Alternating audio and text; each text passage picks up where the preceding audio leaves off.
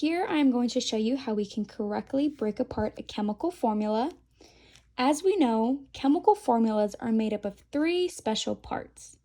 One, we have a coefficient, we also have a subscript, and we have an element. Elements can be found on the periodic table, and they are represented by a capital letter. So let's go through and label each of these on our formula. First, I went ahead and I got some highlighters to help me. First, I'm going to grab this one for a coefficient. So our coefficient is going to be this yellow color. We know that our coefficient is our coach, and he is in front of the entire team. His rules go to everyone. So, looking at this formula, our coefficient is the number in front of everything else. So, what is the number? Yep, it's going to be 4. So we can go ahead and highlight this area. The same yellow, so we know that this is a coefficient. Next, we have a subscript. Remember, our subscript is the tiny little number that falls under the elements. Our subscripts can help you with remembering that it's a submarine. Subscript, submarine. They both are under something. So let's look back up here. What is the tiny number that falls under the elements? Correct, that is going to be our 3 and our 2. Let's go ahead and also make sure our key is matching. So far, we have our coefficient, which we said was 4, our subscripts, which we said were 3 and 2. Now, we have to find our elements. Remember, our elements are the capital letters on the periodic table. So, we have Ca right here, meaning that this is one element. Because the A is not capital, that means it falls with the C, so these are 1. For hydrogen, it is also an element that can be found on the periodic table. So before moving on, we already have all of our chemical formula labeled, from our coefficient being a 4, our elements, and our subscript. Now we are able to further break apart this equation.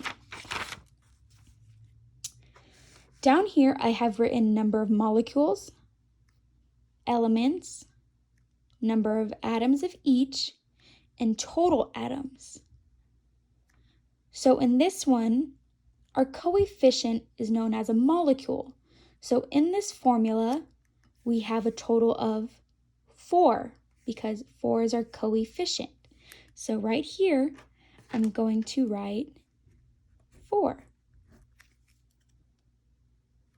Next, we have to find our elements. We already have them labeled as this green color, so let's find them in our formula. We have Ca and H. Remember, Ca is together and H is by itself. So we have a total of 2 elements. Next, we're looking for the numbers of atoms for each element. This is where it gets a little bit tricky. Remember, we talked about our coefficient being our coach, so it has to be multiplied by the whole entire equation. So 4 will have to also be multiplied by 3. So for Ca, 4 times 3 equals 12, correct? But we're not quite done because we still have hydrogen. But before we forget, 4 still has to be multiplied because it's the big boss in front. So we're going to go ahead and draw our arrow again. Now we have to do 4 times 2. 8. Good job. Now, we are going to take our atoms for each of the elements and add them together to find our total number of atoms.